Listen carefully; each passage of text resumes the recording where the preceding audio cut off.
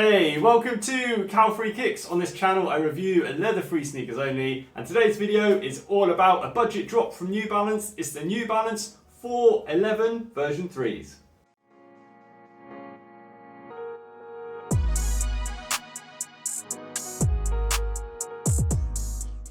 Welcome to the channel. If you've not seen one of my videos before, I always look into 5 different categories when I review a pair of sneakers. Then at the end of the video, I will give these New Balance 411 version 3s an overall rating out of 5 stars. As always, if you do like what you see whilst you're watching the video, do not forget to click the little thumbs up like button below on your device. And whilst you're down there, if you want to show a little bit of extra support, you can also subscribe to the channel. Now, normally I would kick off every video review by checking them out on feet, but because this is a budget sneaker from New Balance, I want to first start by talking about their price. Now these come in at £55, which is definitely towards the lower end of New Balance's range. One of the cheapest shoes you're going to get from that brand and many other brands out there at the moment. So it's really important to keep that low price in mind whilst we're doing the review, because obviously they're not going to be an all singing, all dancing £200 pair of sneakers. I'm going to see what we can get out of this £55 shoe. Now let's move on to their looks, where I'm going to check them out on feet.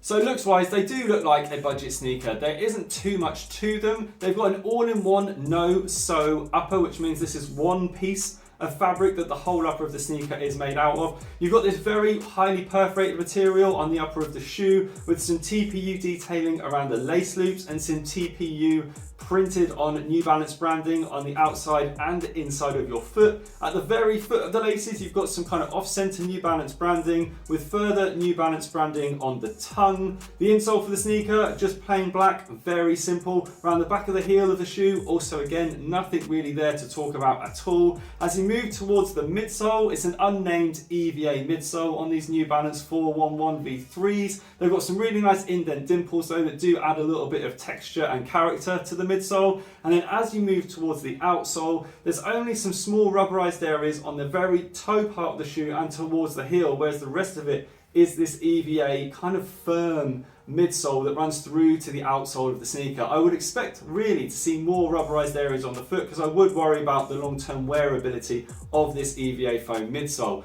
Overall, they do look very similar to a lot of the other budget sneakers out there. Now, they currently come in 4 different colorways. I personally think the kind of metallic grey and black sole shoe is the best one that you're going to find out there. They do look very similar to me to a lot of Nike's budget range sneakers, especially the Revolution 5 and 6. They're very different to the downshifters in terms of the midsole, but the upper's very similar, and they also have very similar attributes to the Flex Run Next Natures as well. So overall, not a bad looking shoe, but they don't scream out anything really in particular, obviously because they are at the budget end, so they're not going to have many overlays or many different design features, but not a bad looking sneaker for the price. Now I want to move on to their comfort, where I want to give this unnamed EVA midsole a test on my back doorstep.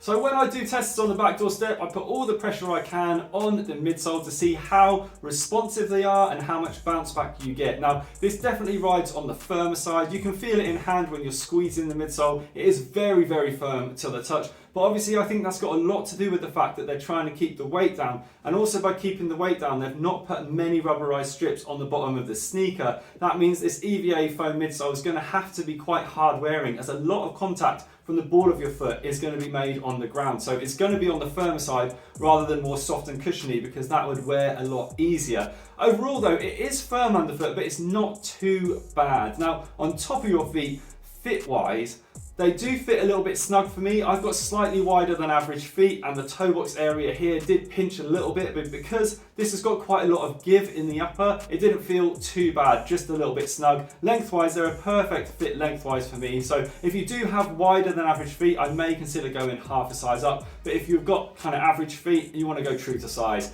Overall, comfort-wise, there's a nice amount of padding towards the rear of the shoe. I do like the fact that the heel rises up quite a lot as well to give you extra support on the back of your Achilles. But I just think they could have done a little bit more because I do think they ride too much on the firm side. Now I want to move on to their weight, where I want to pop them on the scales.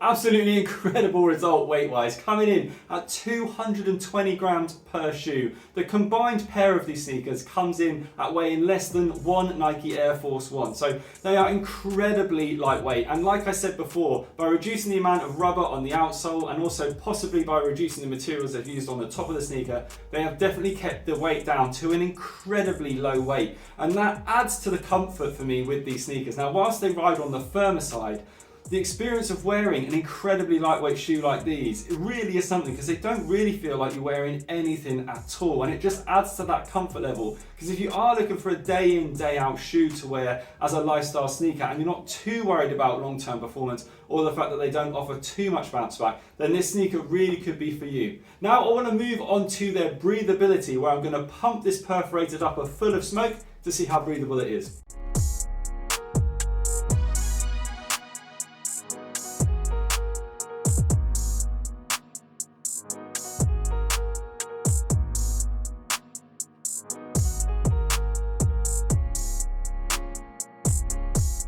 These New Balance 411 version 3s definitely caught me off guard with the breathability test. I was expecting the smoke to escape in huge amounts and very quickly because of how heavily perforated this top material is on the shoe. But underneath that, on closer inspection, there is a kind of glove-like sock lining on the inside of the sneaker that feels quite thick. It's very soft, but it does feel quite dense. And because of that extra layer of material underneath this perforated material on the top, it sadly means that they're not as breathable as they possibly could have been, because that stopped a lot of the smoke escaping. Now, some smoke did escape, but it was so laboured when it came out, it leads me to believe that these aren't going to be as breathable as at first look, and possibly average in that respect. So overall, not great result for the breathability of the shoe. Now again, normally I talk about the price here, but we've already touched on that, and these obviously come in at £55 as previously mentioned. That's going to move me on to my overall score for these sneakers.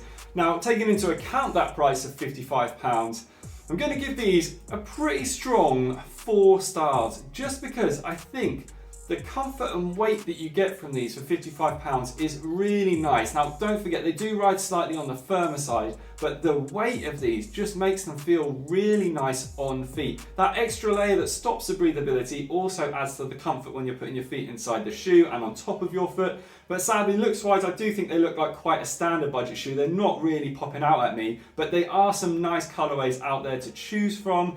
Overall, I think 4 stars is quite fair. I just think the one thing that lets them down a bit more than anything else is the breathability, because looking at them, I was expecting higher performance in that area from this shoe. Now, if you've liked what you've seen today, please do not forget to give the video a thumbs up right before you leave. You can also drop any comments below, chuck me a follow on Instagram. Hopefully I'll see you again soon. Bye.